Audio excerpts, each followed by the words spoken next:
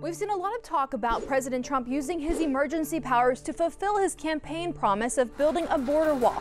We went to the University of Houston assistant professor Emily Berman to get answers on how this would work and what the consequences would be. Here's what the law says. It does not have a definition of what constitutes a national emergency. And so arguably that determination is entirely up to the president's discretion.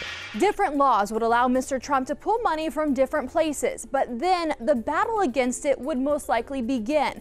Berman says pushback could happen in three main ways. Legislatively, it could mean hearings and bills to pull funding. Judicially, lawsuits could be filed saying it's not what the law intended or it goes against what Congress wants. And then a judge could rule it unlawful. Less commonly, she says there could be pushback within the executive branch itself, with insiders using stalling tactics to weaken the project. And then which one is going to be sort of the effective one will sort of shake out depending on how the politics really play out over the next several days and weeks. I'm Janelle for H-Town Rush.